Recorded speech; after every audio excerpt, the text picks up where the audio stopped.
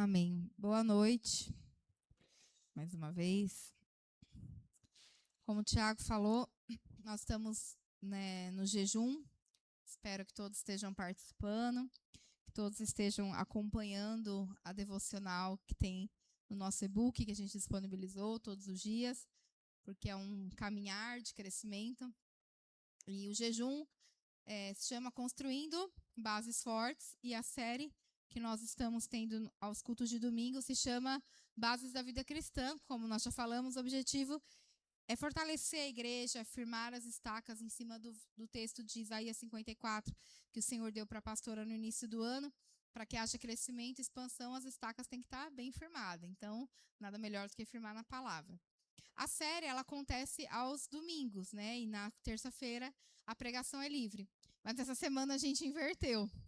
Na domingo, não sei quando, acho que todos estavam aqui, ou a maioria, e o pastor trouxe uma palavra que não estava dentro da série, porque Deus direcionou ele a pregar, e foi uma bênção, Amém, quem estava aqui. Então, assim, a palavra diz que os homens fazem planos, mas a última palavra é de Deus. Então, como igreja, como pastores, a gente vai planejar, mas sempre a condução é do Espírito Santo. Então, se o Espírito Santo der uma direção diferente, a gente vai fazer, e foi essa questão, A gente só acabou não avisando isso no domingo, mas a palavra de domingo não estava dentro da série, mas foi uma bênção. Então, para a gente não perder a palavra que seria ministrada, eu vou trazer ela hoje. Então, quem não está, perdeu, O máximo que vai fazer é assistir no YouTube. Tipo, não vamos disponibilizar, não. Uma brincadeira. Mas só para a gente dar sequência, porque como a gente já tinha pré-estabelecido os temas, se faltasse um ia ficar meio vago, então a gente decidiu aproveitar o culto de quarta. E amém, todos entendem, né?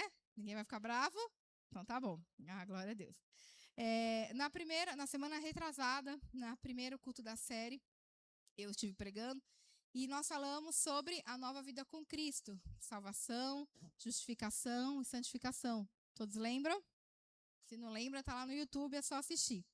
E como eu tinha dito, as pregações dessa série, elas vão ser em cima do jejum e do e-book. Então, algumas coisas você vai falar que, mas está lá no e-book, é repetitivo? É repetitivo sim. Até que a gente, de fato, aprende, até porque lá é algo muito superficial, e aqui a gente pode aprofundar um pouco mais. Então, nós falamos já sobre o novo nascimento, a salvação, justificação pela fé, arrependimento e santidade. E hoje eu quero estar falando a respeito do senhorio de Jesus e a palavra como fundamento.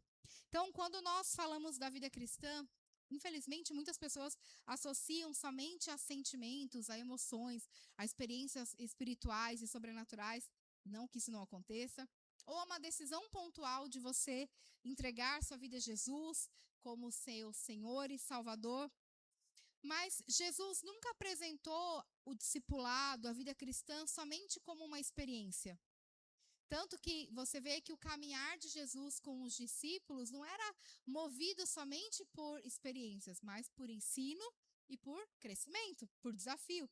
Então, nós entendemos que a vida cristã não é baseada somente a você sentir um arrepio, a você, hoje o culto falou comigo, hoje no louvor me deu vontade de chorar. Não é somente no ponto das emoções, embora isso também faça parte.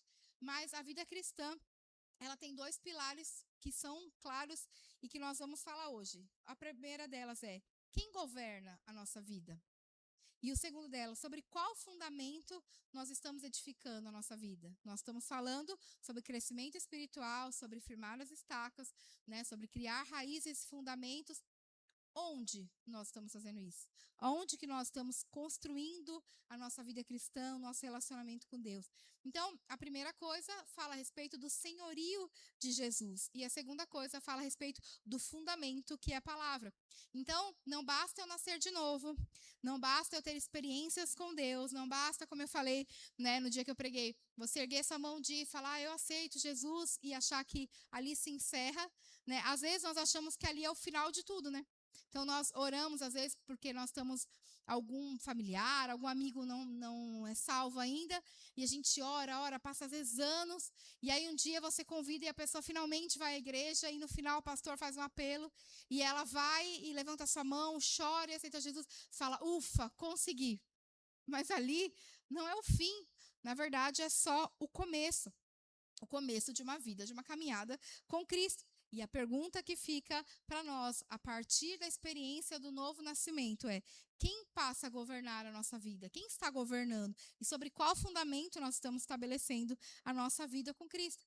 E o primeiro ponto que eu quero falar é justamente a respeito do senhorio de Cristo, sobre Cristo governar a nossa vida. Queria que você abrisse essa Bíblia em Romanos, capítulo 10.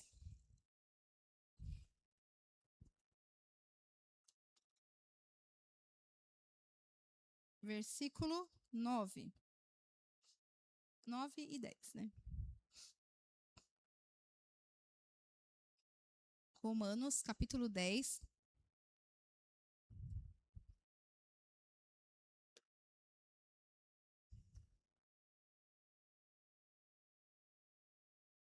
Diz assim: se você confessar com a sua boca que Jesus é Senhor e crer em seu coração que Deus os ressuscitou dentre os mortos, será salvo. Pois com o coração crê para a justiça e com a boca se confessa para a salvação. Esse texto tem muito a ver com a primeira parte do que nós falamos a respeito de salvação. Todo mundo aqui um dia já fez essa oração de entrega a Jesus. E qual que é a oração, né? A frase mais comum que a gente fala? Você aceita, ou você diz, né? Eu aceito Jesus como meu Senhor e Salvador. É isso que nós falamos. Nós aceitamos Jesus como Senhor e Salvador. Então, em Romanos, a Bíblia é clara ao dizer que se nós confessarmos com a nossa boca que Jesus é o nosso Senhor. Só que nós, às vezes, esquecemos do que é o senhorio, né? O que é a salvação e o que é ter Jesus como Senhor. Então, se nós cremos no nosso coração e confessamos com a nossa boca, nós somos salvos, isso já está claro e evidente. Mas tem um conteúdo e um ponto importante e fundamental nessa confissão, de que Jesus é o Senhor. Então, na Bíblia, ou no contexto geral, quando você chama alguém de Senhor, tá, né, dizendo a respeito de respeito. Mas na Bíblia, Senhor tem um significado ainda maior, que tem um significado de reconhecimento de autoridade, governo e domínio. Hoje em dia, graças a Jesus, né, nós não vivemos uma época de escravidão, mas, infelizmente, em alguns lugares ainda existe por aí, né, mas não vem ao caso. Mas olhando o nosso contexto, existiu época em que existiam escravos e senhores. O senhor era aquele que tinha total controle e domínio sobre a vida daquele servo, daquele escravo, daquela pessoa. É mais ou menos o mesmo contexto, né? Até Paulo fala, né, a respeito de sermos escravos de Cristo. Ter Jesus como nosso Senhor é enxergar e colocar Jesus no seu lugar de autoridade, de governo e de domínio sobre as nossas vidas. Então, quando eu confesso a Jesus como Senhor e Salvador da minha vida, não é só uma simples declaração religiosa, não é somente uma declaração mística ou algo só simbólico. Na verdade, nós temos que ter noção do que nós falamos.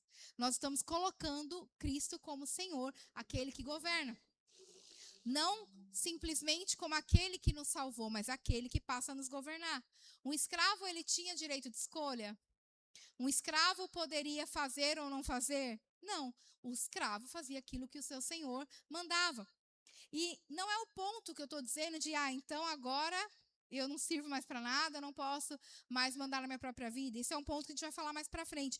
Mas é uma rendição completa ao governo de Jesus. Todo mundo fala, né? Muitas pessoas falam que Jesus, o que Jesus mais falou foi sobre o amor. Não é isso que o mundo diz? Jesus é amor, Jesus veio pregar amor. Na verdade, amor foi uma das coisas que Jesus menos falou. As duas coisas que Jesus mais falou foi dinheiro e reino de Deus. As duas coisas que Jesus mais falou. Então, o reino de Deus é algo que é muito falado. Nós não vamos conseguir aprofundar, né, a questão do que significa de fato o reino. Mas se você for parar para ver na Bíblia as citações de Jesus a respeito do reino, parece que a Bíblia entra em contradição. Você fala assim, não, Jesus acho que se perdeu. Porque tem hora que ele fala, o meu reino é chegado. Outro lugar fala, meu reino já chegou. E outra fala, quando o meu reino vier, aí você falou, já veio, está vindo, vai chegar.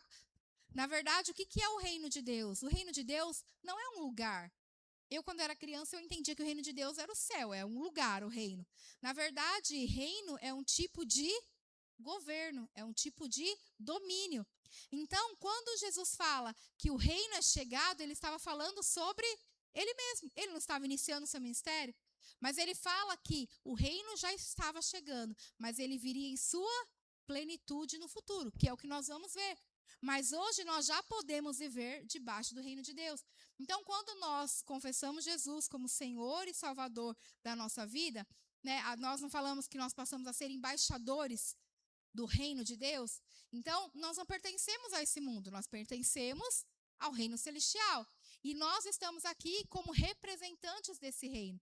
Então, o reino de Deus é o governo, é o domínio de Cristo sobre as nossas vidas. Então, reconhecer Jesus como Senhor, quando nós fazemos essa oração, não sei há quanto tempo você fez, né? Se você fez isso na sua infância, se faz pouco tempo. Todos lembram o dia que confessaram Jesus?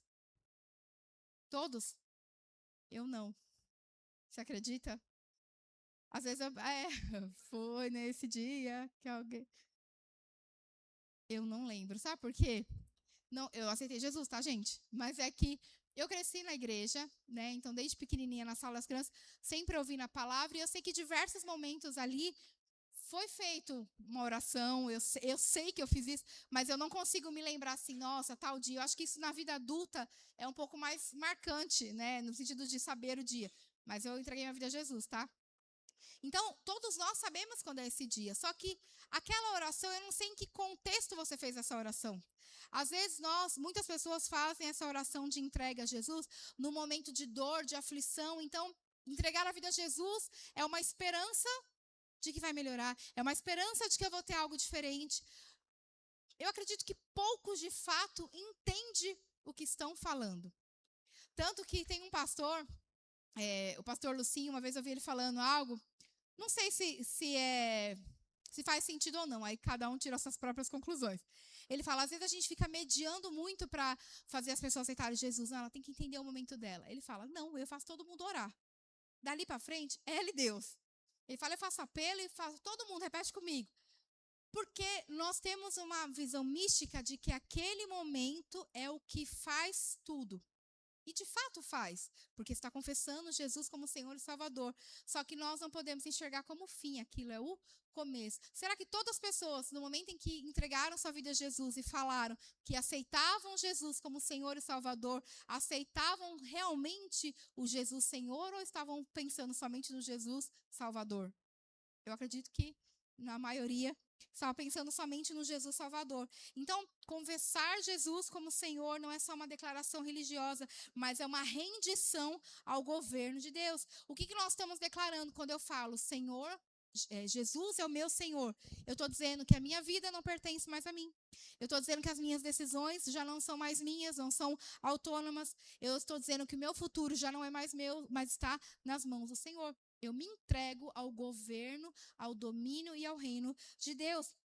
Então, a fé cristã não é somente aceitar Jesus como seu Salvador, aquele que vai te livrar do inferno, como nós falamos, que vai te livrar da condenação eterna, mas como Senhor na vida presente.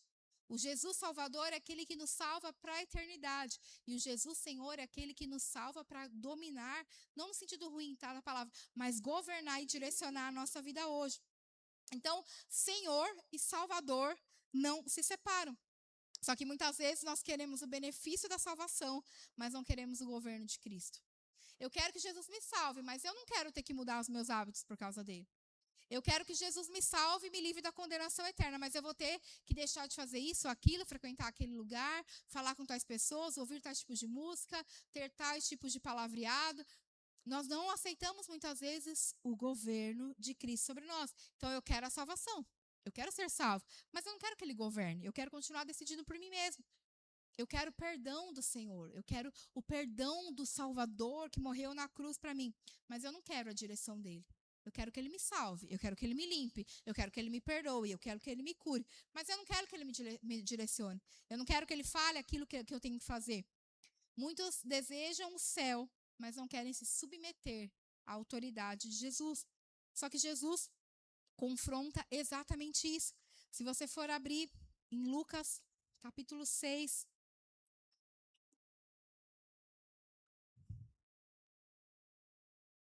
no versículo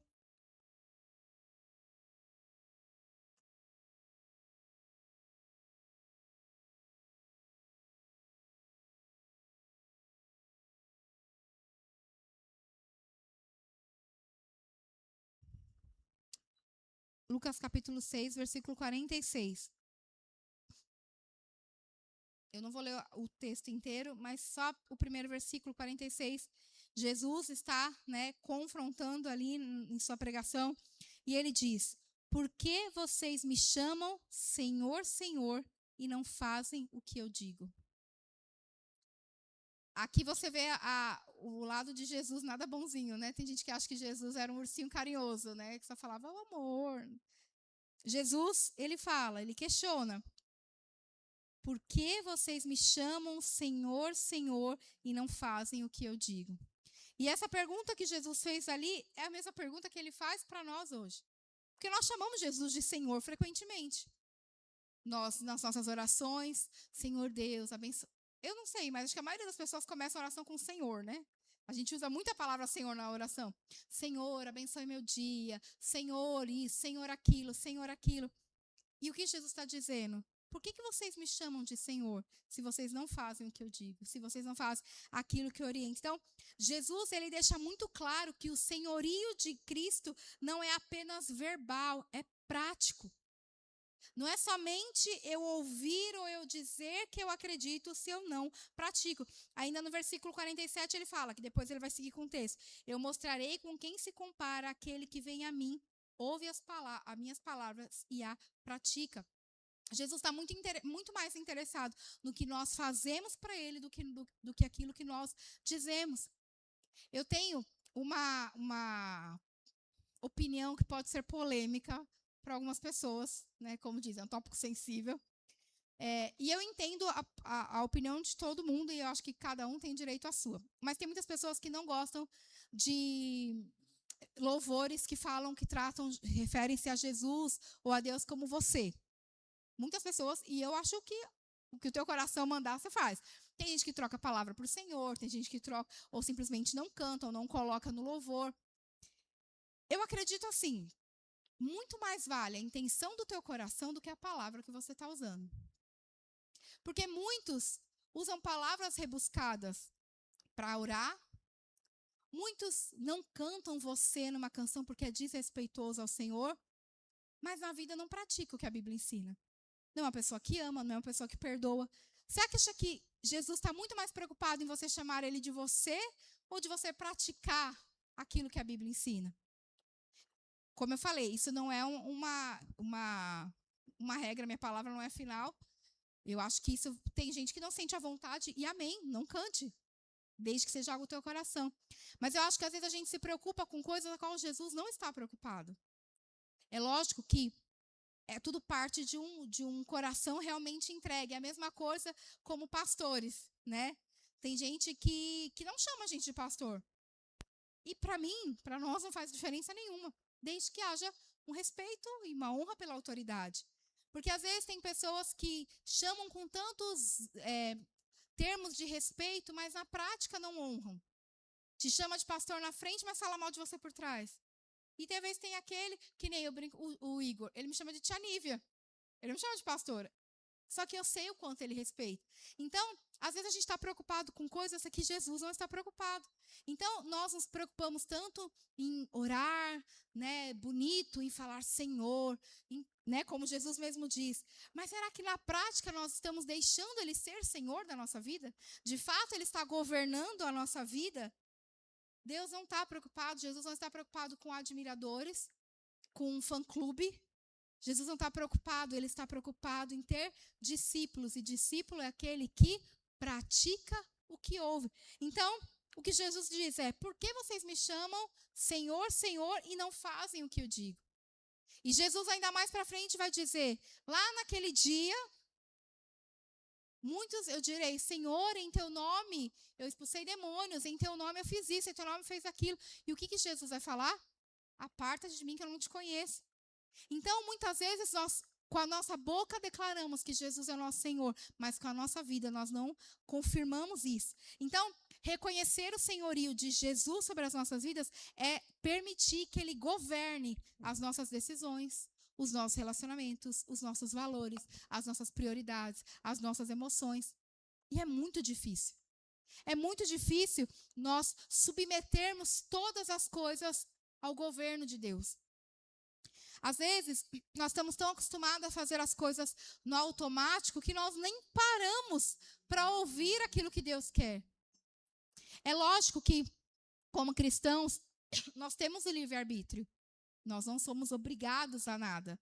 O Senhor nos dá o livre-arbítrio de escolher.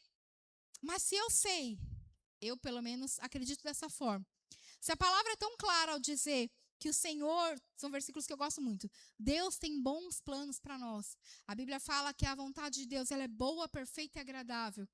Então significa que Deus planeja coisas para mim. Deus projeta coisas para mim, mas Ele não me obriga a aceitar.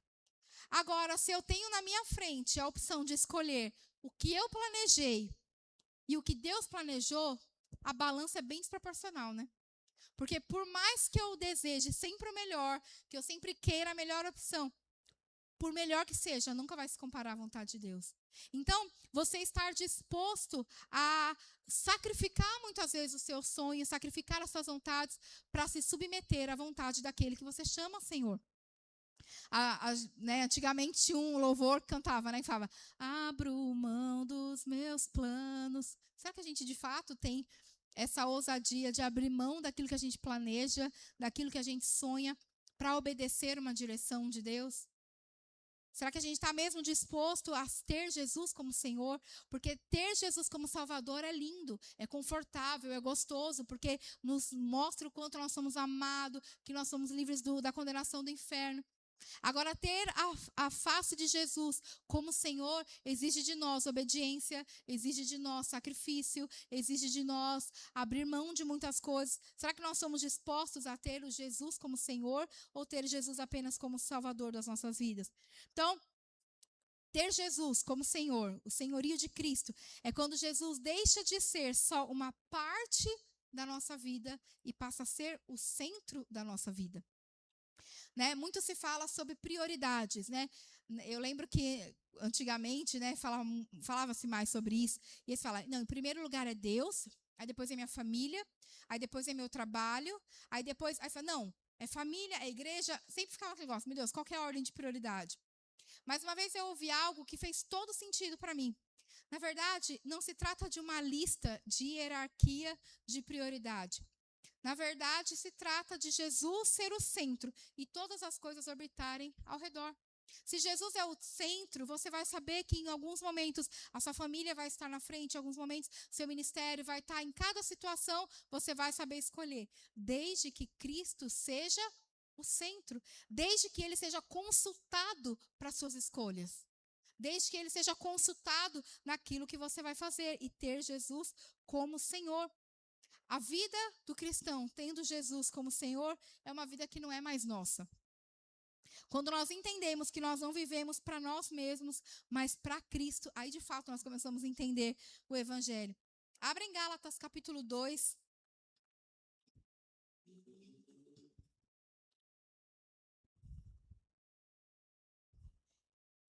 Gálatas é um dos meus livros favoritos.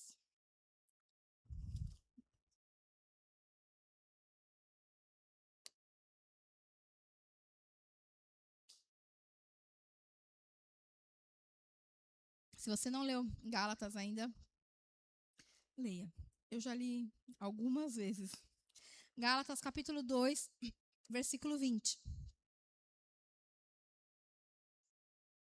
Todos acharam? Gálatas capítulo 2, versículo 20. Diz assim, fui crucificado com Cristo. Assim já não sou eu quem vive, mas Cristo vive em mim. Eu só vou ler vou ler o restante também. A vida que agora vivo no corpo, viva pela fé no Filho de Deus, que me amou e se entregou por mim. Então, o que nós lemos? Já fui crucificado com Cristo, agora já não sou eu quem vive, mas Cristo vive em mim.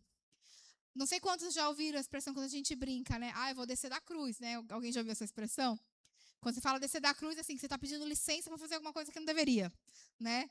Tinha uma pessoa aqui na igreja que às vezes falava, pastor, deixa eu descer da cruz para fazer não sei o quê? Não, a gente não tem que descer da cruz, a gente tem que estar crucificado com Cristo. E estudando isso e lendo esse texto, eu me lembrei de alguns anos atrás, nós participamos de um retiro de pastores, acho que o Thiago, meu pai e minha mãe vão lembrar. A gente foi para o retiro de pastores e tinha um pastor lá, que ele não é brasileiro, esqueci o nome dele agora. Do pastor Marcelo lá, o Reinhard, eu não lembro o nome dele. Também não faz diferença o nome dele, eu não lembro. E ele pregou a respeito disso.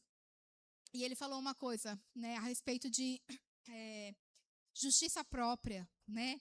Nós somos muito reativos. Eu falo por mim porque isso eu acho que é um dos grandes defeitos da minha vida. A gente é reativo, por exemplo, você está no trânsito, a pessoa te corta, você já reage, né, às suas emoções, a ira, a falta de paciência, ou seja, em casa, no trabalho. Nós facilmente reagimos quando algo vem contra nós, quando alguém nos confronta, quando alguém fala contra nós. É natural, é da natureza humana nós reagirmos. Só que ele fala, esse texto fala, nós estamos crucificados com Cristo. Já não sou eu quem vive, mas Cristo vive em mim. Ou seja, eu estou morto. E ele falou uma frase que de vez em quando vem à minha mente. Ele fala assim, morto não sente. Se você xingar um morto, ele vai reagir? Se você bater no morto, ele vai reagir? Qualquer coisa que você fizer com o morto, ele vai reagir? Eu espero que não, né? Que ele esteja de fato morto. Então, é esse entendimento que nós temos que ter. Que nós estamos crucificados, então a nossa carne tem que morrer. E essa é a parte mais difícil do cristianismo. Estar na igreja, fazer a obra, levantar as mãos, cantar, é a parte mais simples. Agora você colocar a tua carne, a teu ego subjugado à vontade de Deus, é a parte mais difícil. Porque às vezes você não está errado, às vezes você está com a razão. Mas você vai ter que subjugar a tua emoção, os teus sentimentos, o teu ego ao senhorio de Jesus e não revidar. Não estou falando que você vai ser né? Não vai ter mais sentimentos, não é isso. Mas sempre que possível, nós temos que subjugar a nossa vontade a Deus, as nossas emoções. Então, essa é uma das declarações mais profundas do Evangelho, que é nessa parte que muitos voltam para trás. Porque aí o evangelho começa a ficar difícil.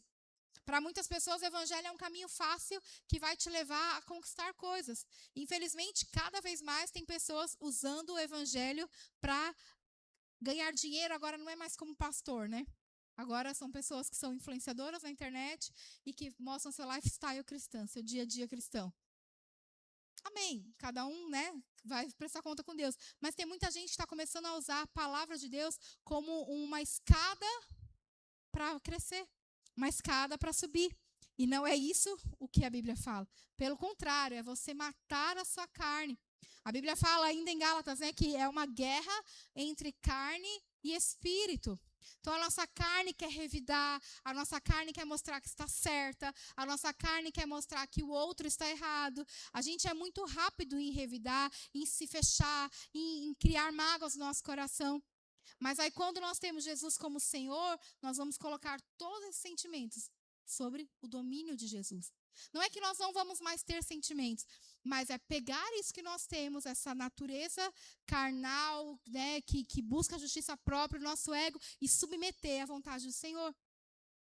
É você olhar para o Senhor e falar, Deus, por mim, eu estava socando a cara do irmão, mas eu não posso, então eu vou subjugar a minha ira à vontade do Senhor. Então, a cruz não foi algo apenas que Jesus carregou. O que Jesus falou? Aquele que quer me seguir, pegue a sua cruz e siga-me. São textos que a gente acha que não está mais na Bíblia, né? Tem gente que esquece, a gente esquece que essa palavra está ali. Então, é você carregar o seu fardo, a sua cruz, é você subjugar o seu ego, a sua carnalidade, as nossas fraquezas à mão do Senhor. E é isso que define a nossa nova identidade com Cristo, quando nós nos tornamos uma nova pessoa, como Jesus, como nosso Senhor. O velho homem morreu. Não é o símbolo do batismo? Não é isso que o batismo significa? O velho homem, a natureza carnal, ela morre para uma nova vida com Cristo. E aquele novo nascimento, ele tem que simbolizar uma vida debaixo do senhorio de Deus. Então, não sou mais eu quem vive, não são mais as minhas vontades, não é mais o meu ego. Agora, Cristo vive em mim. Cristo conduz, Cristo direciona, Cristo me orienta. Lógico que as decisões, no fim das contas, vai ser minha. Mas eu tenho que buscar a direção do Senhor, deixar Ele governar de fato as nossas vidas. É difícil, porque muitas vezes o que nós temos que fazer, tendo Jesus como Senhor, vai contrariar a lógica humana. Porque o que Jesus fala? Se te pedir para andar 1 milha, ande 2. Se vier te roubar a tua capa, dê a túnica. Se te derem um tapa do lado direito, dê a face esquerda. E o ego, o que a gente faz com ele? A gente vai subjugar ao senhorio de Jesus. Então, isso define o que mostra a maturidade de um cristão. Não é quanto tempo ele está na igreja, não é o quanto ele conhece da Bíblia, nem quantas horas ele lê por dia, mas é o quanto ele está permitindo o Senhor ser Senhor sobre a sua vida e governar. Então, o senhorio de Cristo, é importante a gente entender que não é você perder a sua liberdade. Então agora eu não posso fazer mais nada do que eu quero, é tudo, eu tenho que perguntar para Deus.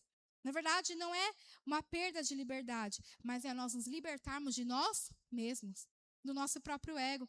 Então, se nós falamos lá na primeira palavra sobre as bases da vida cristã, que nós nascemos com uma natureza pecadora, tudo que partir de nós mesmos vai pender para Deus ou para a carne? Para a carne.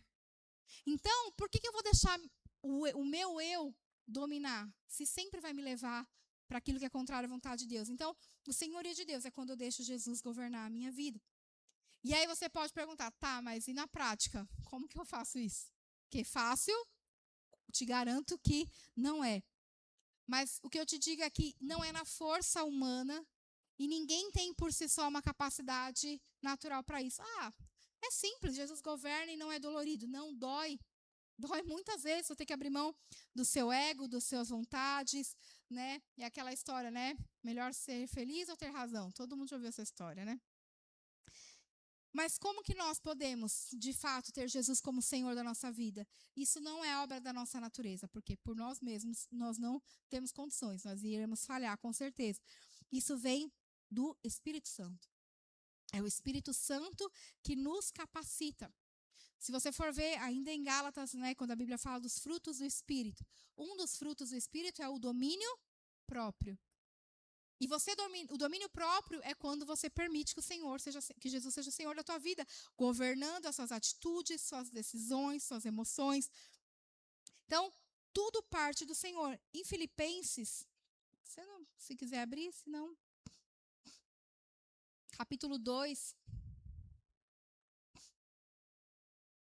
versículo 13.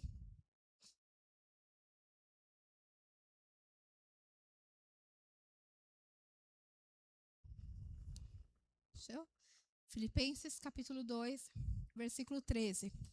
Diz assim: pois é Deus quem efetua em vocês tanto querer quanto realizar de acordo com a boa vontade dele.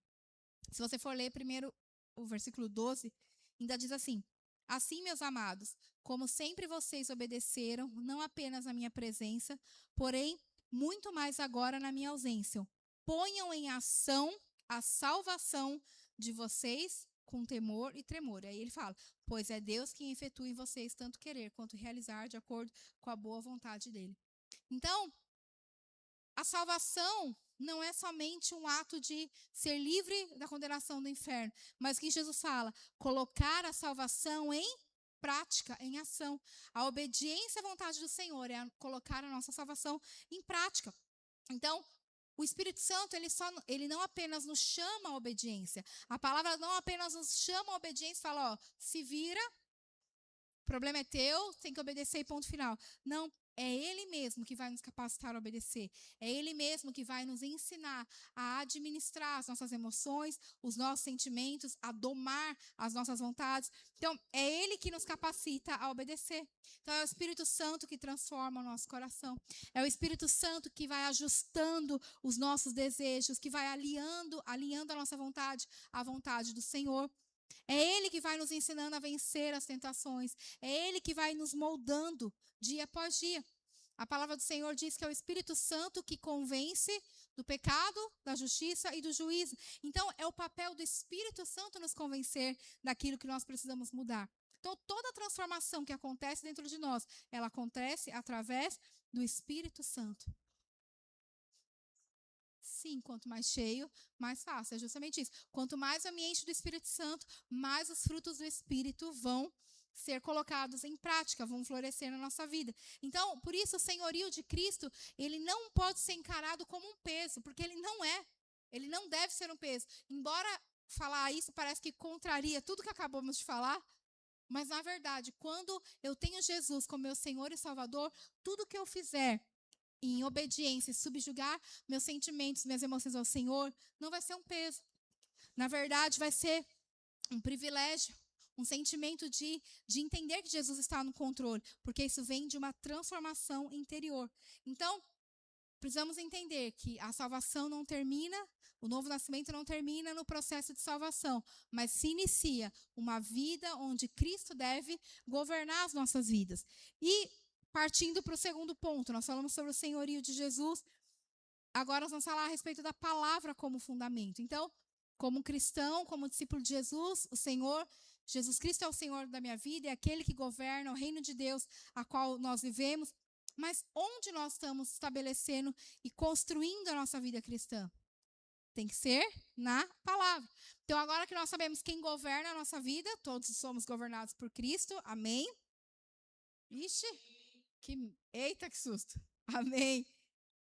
Surge a segunda pergunta, sobre o que, onde nós estamos construindo a nossa vida. E aí, Jesus responde. Mateus capítulo 7, versículo 24.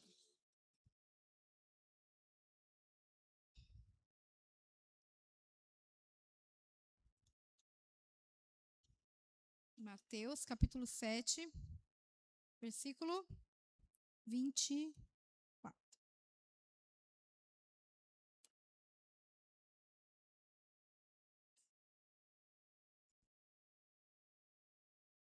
Portanto, quem ouve estas minhas palavras e as pratica, é como o homem prudente que construiu a sua casa sobre a rocha. Caiu a chuva, transbordaram os rios, sopraram os ventos e deram contra aquela casa.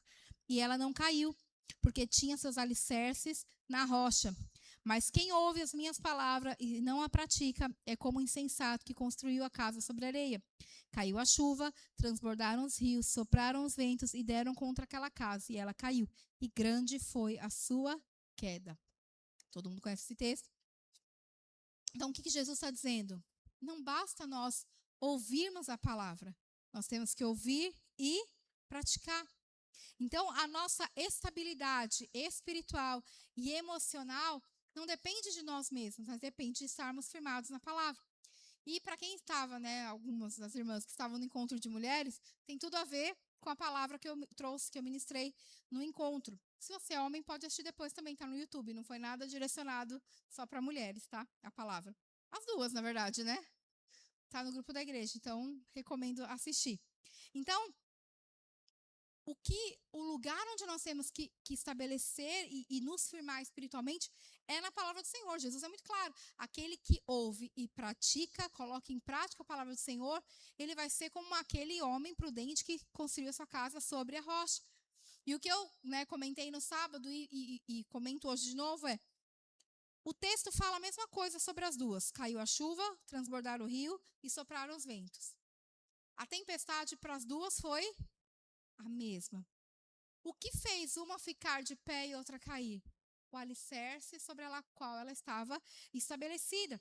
Então, às vezes, nós olhamos o irmão e falamos, mas ele está bem? Porque também o problema dele não é tão grave quanto o meu. Ah, mas é porque o caso dele é diferente do meu. Não, mas a minha situação é bem pior. Não é uma disputa de problemas maiores ou menores, de fraquezas maiores ou menores. É onde nós estamos firmados. Se nós estamos firmados na palavra, pode vir a chuva, pode vir a tempestade, pode até balançar, mas não vai cair, não vai ceder.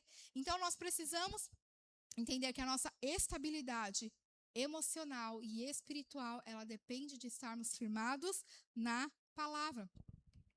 Até no sábado que nós falamos é que a palavra te sustente quando as emoções vacilarem. Porque as emoções pregam peças na gente. As nossas emoções, elas ainda são carnais, nós ainda somos humanos. Nós estamos crucificados com Cristo, mas se você der um beliscão aí, você vai sentir dor. Porque o seu corpo está aqui.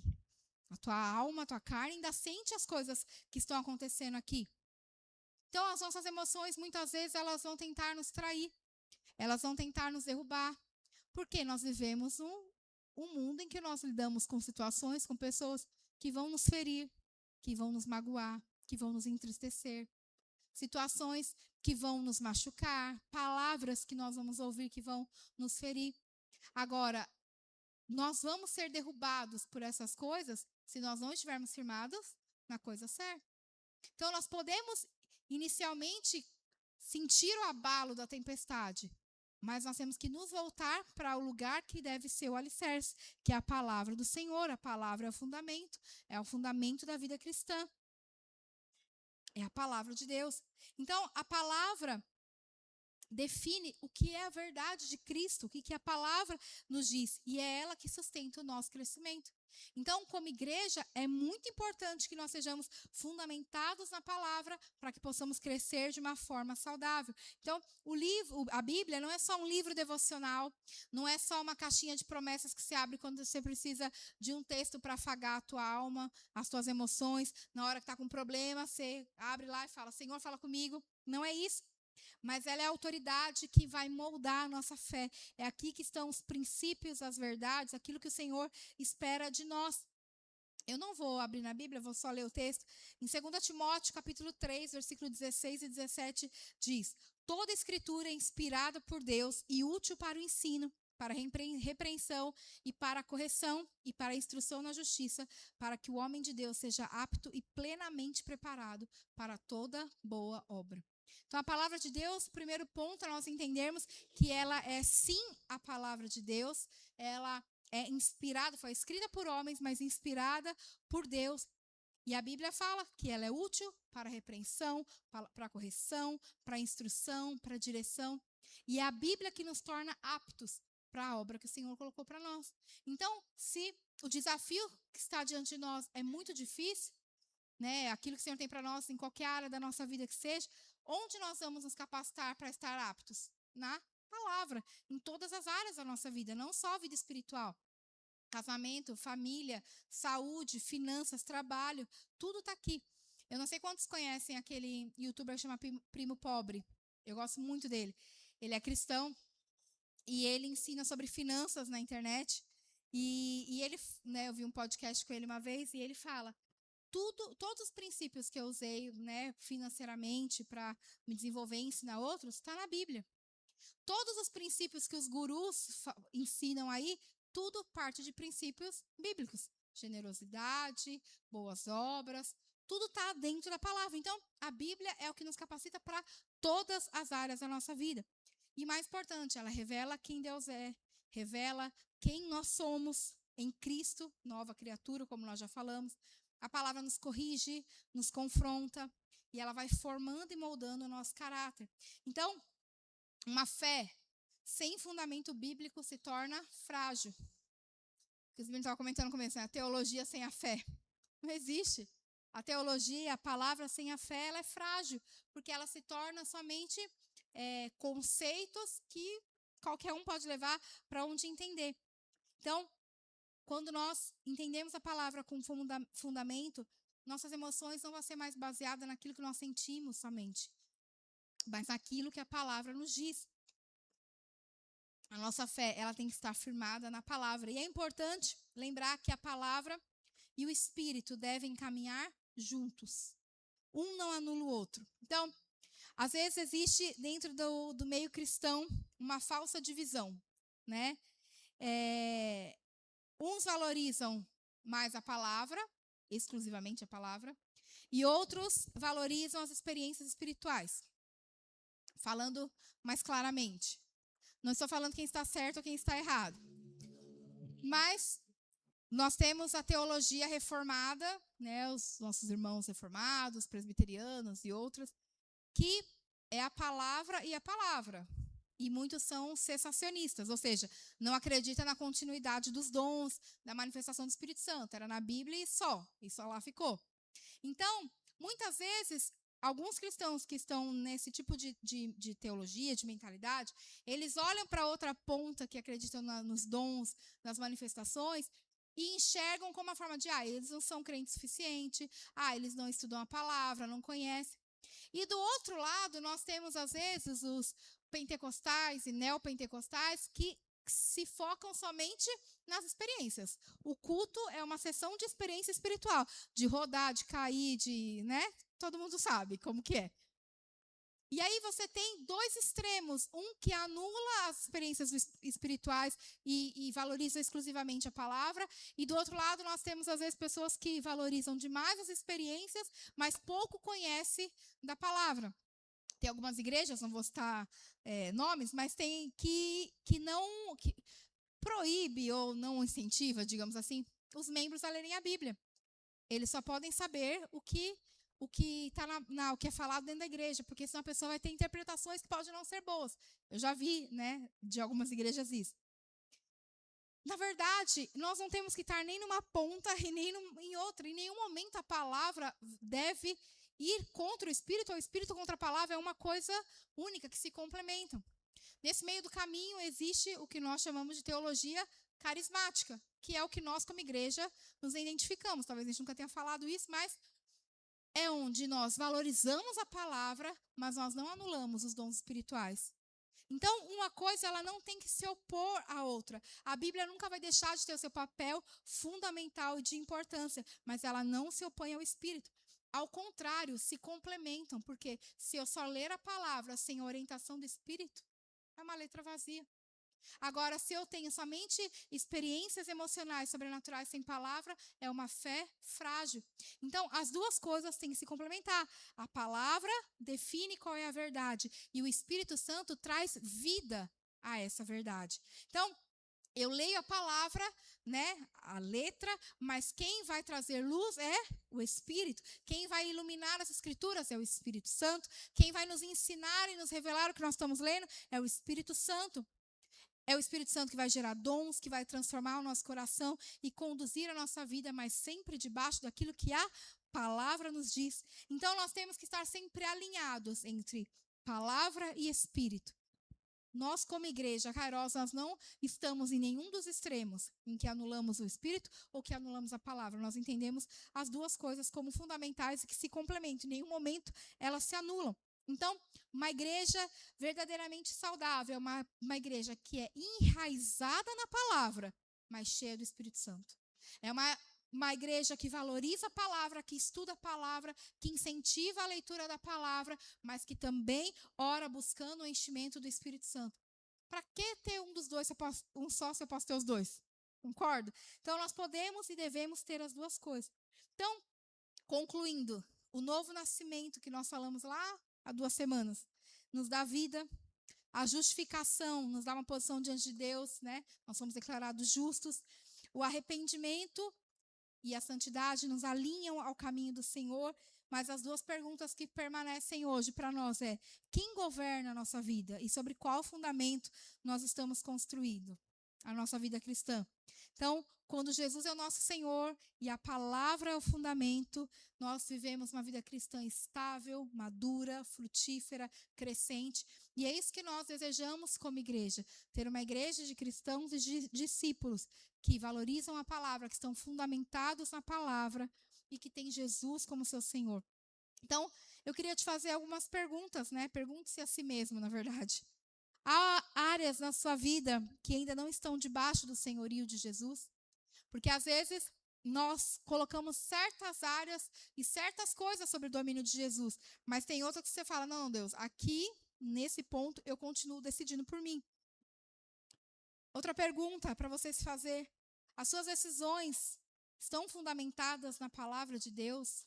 Tudo que você tem feito, escolhido, tem sido fundamentado na palavra de Deus? E por fim, a sua fé está baseada em experiências somente ou também na verdade contida na palavra? Então, hoje o que o Senhor nos convida é a duas decisões, a nos render ao senhorio de Jesus e afirmar um compromisso com a palavra, tendo ela como fundamento da nossa vida. Amém?